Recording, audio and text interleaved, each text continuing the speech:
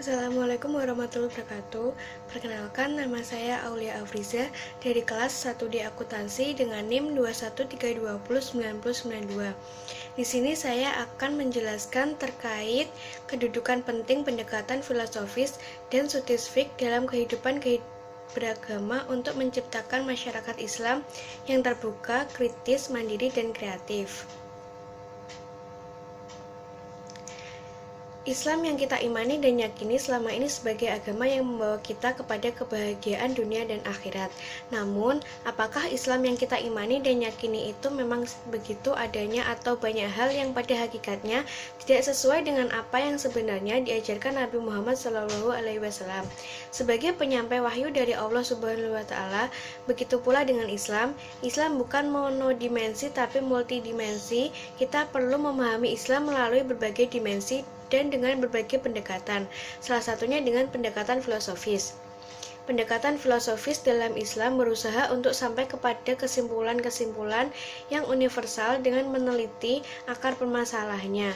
Metode ini bersifat mendasar dengan cara radikal dan integral karena memperbincangkan sesuai dari segi esensi.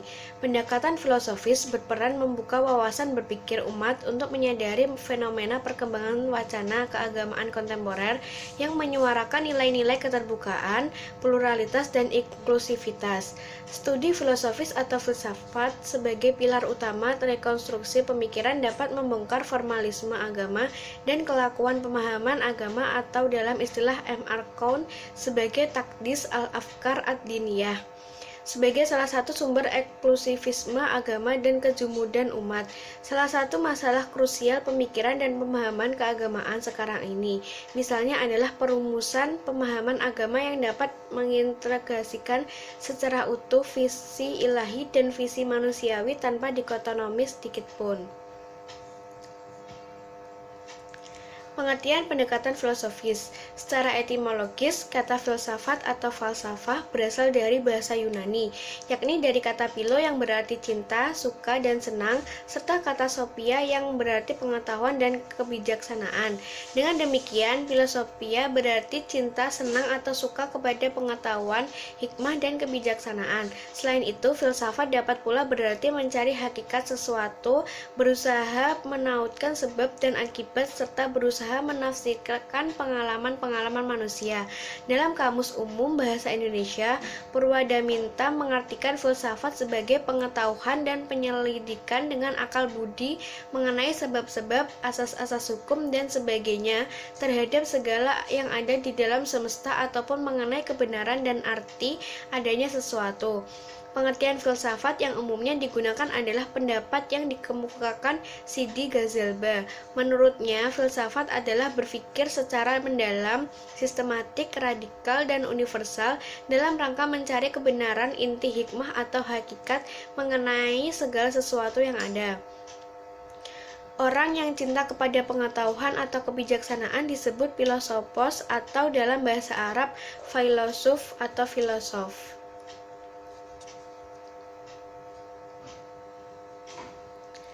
Filosofis adalah kerangka dalam berpikir kritis untuk mencari solusi dalam berbagai masalah. Jadi, jika pemikirannya tidak secara kritis, itu bukan termasuk dari pemikiran filosofis.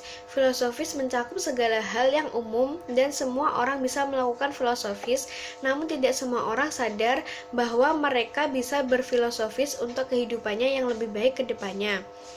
Pendekatan filosofis adalah cara pandang atau paradigma yang bertujuan untuk menjelaskan inti, hakikat, atau hikmah mengenai sesuatu yang berada di balik objek formalnya. Dengan kata lain, pendekatan filosofis adalah upaya sadar yang dilakukan untuk menjelaskan apa di balik sesuatu yang nampak.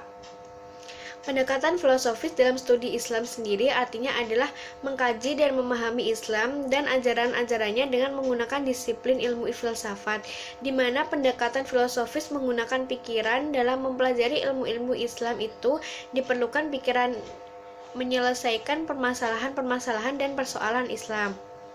Untuk mencari secara hakikat, inti kebenaran, keutamaan, dan kebijakan tentang segala sesuatu, maka diperlakukanlah berpikir secara sistematis, mendalam, radikal, spekulatif, dan universal.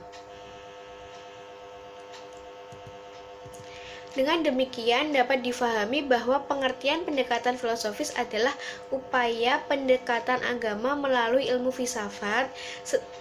Berpikir secara filosofis dapat digunakan dalam memahami ajaran agama agar hikmah, hakikat atau inti dari ajaran agama dapat dimengerti dan difahami secara seksama. Atau dengan kata lain, pendekatan filosofis adalah melihat suatu permasalahan dari sudut tinjauan filsafat dan berusaha untuk menjawab dan memecahkan permasalahan itu dengan menggunakan metode analisis. Pengertian pendekatan sofistik. Istilah pendekatan berasal dari kata dekat yang berarti jarak, hampir akrab. Secara etimologi berarti proses, perbuatan, atau cara mendekati. Perspektif terminologi istilah pendekatan berarti paradigma yang terdapat dalam suatu disiplin ilmu tertentu yang selanjutnya digunakan untuk memahami suatu masalah tertentu. Asal kata tasawuf memiliki banyak ragam pendapat, bisa jadi berasal dari kata safa, yaitu bersih, suf yaitu wall, atau sufah yaitu pelayan, orang-orang yang berada di serambi Masjid Nabawi. Menurut penulis, tasawuf yang berasal dari kata safa yang bermakna bersih lebih tepat untuk dipilih dalam mengartikan tasawuf sebagai jalan usaha dalam ilmu.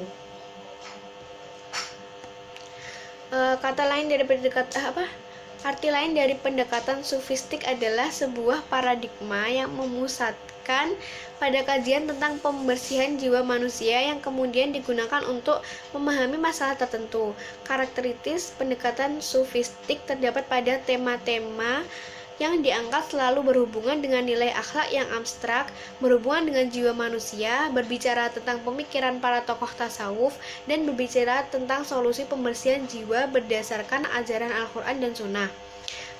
Ragam pendekatan sofistik setidaknya ada 6 bentuk kajian tokoh: kajian eksploratif, kajian kitab, kajian pemikiran dalam bidang tertentu, kajian tematik, dan kajian bentuk campuran. Bagaimana sikap Anda terhadap tulisan di atas? Coba jelaskan argumen Anda baik ketika Anda mendukung ataupun tidak. Menurut saya, artikel di atas tentang agama Islam yang disebut sebagai agama pendidikan adalah sesuatu hal yang benar.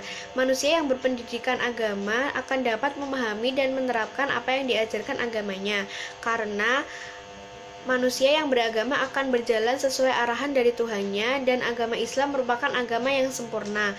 Pelajar adalah tunas muda pemegang tonggak peradaban. Di tangan mereka diharapkan tercipta sebuah perubahan menuju kebangkitan. Harapan besar ini tak akan mudah terwujud jika para pemuda krisis pemahaman dan keimanan. Agama Islam merupakan salah satu yang mampu menjadikan mereka insan cerdas dan beriman. Dengan pemahaman agama yang mendalam akan menjadikan perilaku mereka terarah dan jauh dari hal-hal sia-sia. Selanjutnya, saya juga setuju untuk pernyataan tentang manusia sebagai makhluk pembaca, karena dengan membaca kita akan menambah wawasan, pengetahuan, informasi secara detail, dan dengan membaca saya pikir lebih efisien untuk bisa terserap dalam otak atau pikiran kita. Melalui kegiatan membaca, baik itu ayat-ayat Allah yang tertulis maupun yang tersirat di kehidupan ini, manusia telah memperoleh pemahaman dan penemuan yang berkembang dari masa ke masa. Pemahaman dan penemuan itulah yang menjadi material dasar pembangunan awal pondasi peradaban. Jelaskan dengan argumen Anda sendiri tentang implikasi dan implementasi pesan Iqra dalam sejarah peradaban umat Islam dari masa klasik hingga modern. Allah Subhanahu wa Ta'ala telah menurunkan firman-Nya melalui malaikat pembawa wahyu, yaitu malaikat Jibril dalam membawa firman Allah tersebut.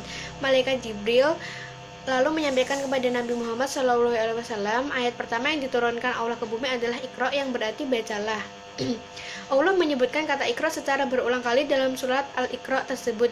Selanjutnya, perlu diketahui bahwa kata Iqra digunakan untuk objek apapun. Kita dituntut oleh kata pertama dalam wahyu itu untuk membaca apa saja yang tertulis atau yang terhampar. Yang buruk pun boleh dibaca selama motivasinya adalah untuk menghindarinya. Dan di zaman modern ini tentu kita sangat dianjurkan untuk membaca, karena kita generasi muda harus bisa mengubah peradaban menjadi lebih baik lagi. Jadi itu penjelasan dari saya terkait pendekatan filosofis. Jika ada salah kata mohon maaf. Wassalamualaikum warahmatullahi wabarakatuh.